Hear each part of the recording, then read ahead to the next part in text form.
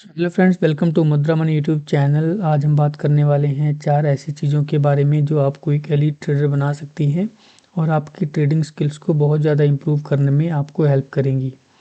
Friends, जैसा कि हम जानते हैं कि जब हम ट्रेड लेने जाते हैं, जब हम मार्केट में लाइव बैठते हैं, उस टाइम हमें कई बार ऐसा लगता है कि हमारा सेटअप बन गया है और इसको हमें ट्रेड कर लेना चाहिए, नहीं तो अपॉर्चुनिटी मिस हो रही है और उसमें हम गलत ट्रेड कर बैठते हैं, या फिर हम इसको इम्पल्सिव ट्रेडिंग का नाम दे सकते हैं जब हम जल्दबाजी में कोई ट्रेड ले लेते हैं तो।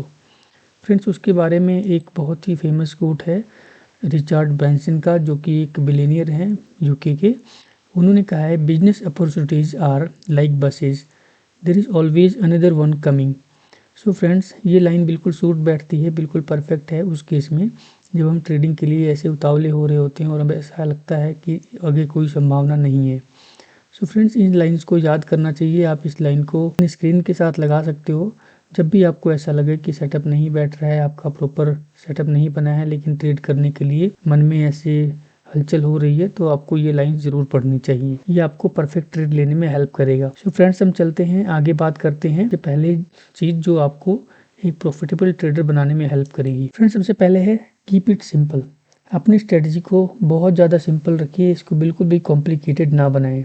जितना ज़्यादा सिंपल रहेगा ये उतना ज़्यादा आपके लिए बेनिफिट देगा, उतना ज़्यादा आपको कॉम्प्लिकेशन से बचाएगा।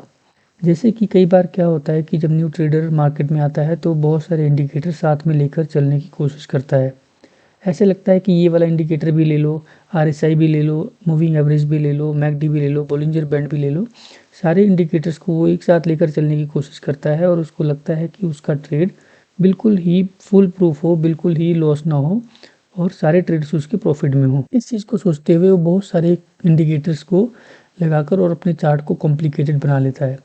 सो फ्रेंड्स, अपने चार्ट को सिंपल रखिए। सिंपल इंडिकेटर, अगर आपको एक आधे इंडिकेटर यूज़ करना है तो कर सकते हो, लेकिन आप प्राइस एक्शन को सिंपल फॉलो करते हैं तो उस चीज़ को लेकर, या फिर आप एक दो चीज़ों को लेकर ही अपने चार्ट को सिंपल बनाए रखें, बहुत ज़्यादा उसको कॉम्प्लिकेटेड ना करें। फ्रेंड्स, नेक्स्ट है embrace your losses. Friends, if you are getting loss in your trade, accept it. लड़ना नहीं है मार्केट से, बिल्कुल भी फाइट नहीं करना है।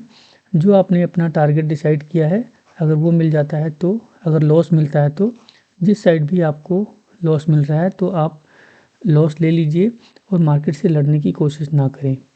अगर लॉसेस छोटे हैं और आप निकल जाते हो, कैलकुलेटेड रिस्क लेते हो, तो आपको अगली अपॉर्चुनिटी मार्केट में मिलेगी, जैसा कि हमने अभी रिचर्ड ब्रैंसन के कोट से पढ़ा है। लेकिन अगर आप मार्केट में लड़ने की कोशिश करते हो और अगर आप ये सोचते हो कि यही एक अपॉर्चुनिटी है, इसके बाद और कोई संभावना नहीं है मार्केट में, तो जो आपकी कैपिटल है वो तो चली जाएगी, फिर आगे सच में कोई संभावना नहीं रह जाएगी, क्योंकि आपके पास कैपिटल ही नहीं है, तो ट्रेड कैसे कर पाओगे। सो फ्रेंड्स, अगर छोटा लॉस हो रहा है उसको एक्सेप्ट करो, अपनी गलती को एक्सेप्ट करो और नेक्स्ट मूव करो, अपने अगले ट्रेड को प्लान करो और उस पर एक्ट करो। फ्रेंड्स, थर्ड है डायनेमिक रिस्क। फ्रेंड्स, कई बार हमें देखने को मिलता है कि रिस्क रिवार्ड रेशियो को कई बार फिक्स कर लिया जाता है और उसको पत्थर की लकीर समझ लिया जाता है कि ये ऐसे ही फॉलो करना है, इसमें बिल्कुल भी चेंज नहीं लाना है। लेकिन फ्रेंड्स, कई बार ऐसा होता है कि जो आपका ट्रेड है, जो आपका सेटअप है, वो कई बार ऐसी कन्विक्शन देता है कि ये बहुत अच्छा ट्रेड है, लेकिन अगर आप उस पर भी सेम रिस्क के साथ खेलेंगे तो हो सकता है कि आप एक बहुत बड़ा मूव मिस कर दो। लेकिन साथ में कई बार ऐसा कोई ट्रेड होता है जो आपको थोड़ी बहुत मूव की संभावना होती है, लेकिन आप वहाँ पर भी उतना ही रिस्क ले लेते हो और वो ट्रेड आपका स्टॉप लॉस कर देता है, तो उस केस में आप एक बड़ा लॉस ले लेते हो। सो फ्रेंड्स, आपको इस चीज़ में डायनेमिक होना पड़ेगा कि रिस्क कितना लेना है। अलग अलग ट्रेड्स के अकॉर्डिंग आपका रिस्क रिवार्ड फिक्स होना चाहिए। रिस्क रिवार्ड अगर सेम भी है तो भी रिस्क का अमाउंट कितना है, कितने % आप अपनी कैपिटल पर रिस्क ले रहे हो, इस चीज़ में थोड़ी सी फ्लेक्सिबिलिटी होनी चाहिए। फॉर एग्जांपल, अगर आपकी कन्विक्शन सही है और आप ट्रेंड के साथ आप चल रहे हैं, तो वहाँ पर अगर आप 0.5% का रिस्क लेते हैं या फिर 1% ऑफ कैपिटल का रिस्क लेते हैं, लेकिन अगर आप इन्वर्स डायरेक्शन में जा रहे हैं, तो अगर आप 1% ले रहे हो तो आप 0.5 या फिर 0.25% का रिस्क ले सकते हैं। अगर आप 0.5 का लेते हैं तो 0.25 या फिर 0.20 का रिस्क ले सकते हैं। This is for example only. कहने का मतलब है कि अगर आप रिस्क एक साइड में ज़्यादा ले रहे हैं एक टाइम पर, जब आपकी कन्विक्शन अच्छी है, मार्केट अच्छा है, तो वहाँ पर ज़्यादा रिस्क ले सकते हैं। लेकिन जब आपके मार्केट अगेंस्ट है या फिर आपकी कन्विक्शन अच्छी नहीं है या थोड़े से डाउट हैं या आपका सेटअप में थोड़ी सी प्रॉब्लम है, तो वहाँ पर स्मॉल क्वांटिटी के साथ आपको प्ले करना चाहिए, ना कि फुल रिस्क के साथ। तो रिस्क में थोड़ा सा फ्लेक्सिबिलिटी होनी चाहिए कि कितना रिस्क लेना है। CNP with one setup. What is CNP? This is consistency and perseverance. Friends, अगर आप एक सेटअप चूज करते हैं, उसके अकॉर्डिंग ट्रेड करना चाहते हैं, तो उसमें कंसिस्टेंसी एंड परसिवरेंस बनाकर रखें at least for 90 days, at least for 90 trading days, and this will be approx 4 month.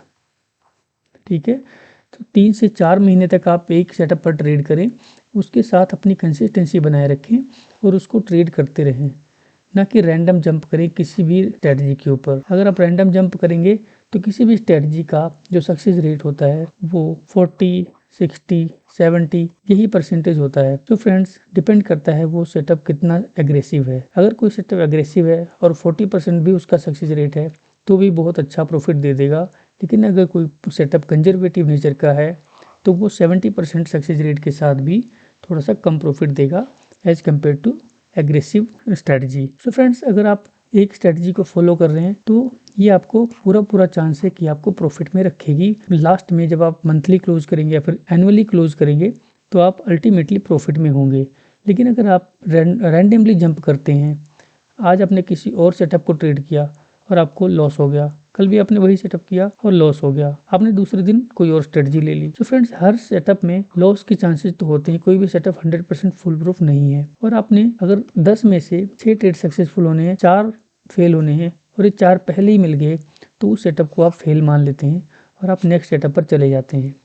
फिर क्या होता है, उस सेटअप में भी जो फेलियर है आपको पहले 2 मिल गया, आपने उसको फेल मान लिया और आपने तीसरा सेटअप चूज कर लिया। इस केस में होता क्या है कि आप सेटअप पर जंप करते रहते हो, स्ट्रेटजी पर जंप करते रहते हो, रैंडमली किसी भी स्ट्रेटजी पर ट्रेड करते रहते हो, जो कि फाइनली आपके अकाउंट वाइप आउट कर देता है। लास्ट में लॉस के साथ क्लोज करते हो। तो फ्रेंड्स, आपको इन चारों चीजों का ध्यान रखना है। Keep it simple, embrace your losses, dynamic risk and consistency and perseverance with one setup for specific period of time. अगर आपको एक सेटअप पे महारत हासिल हो जाती है और आपको लगता है कि हाँ, अभी ठीक चल रहा है, तो आप दूसरे सेटअप के साथ एक्सपेरिमेंट कर सकते हो विद स्मॉल क्वांटिटी। लेकिन रैंडम जंप नहीं करना है, एक टाइम पर 4-5 सेटअप एक टाइम पर ट्रेड नहीं करना है। सो इस चीज का ध्यान रखना है फ्रेंड्स। सो आज के लिए इतना ही।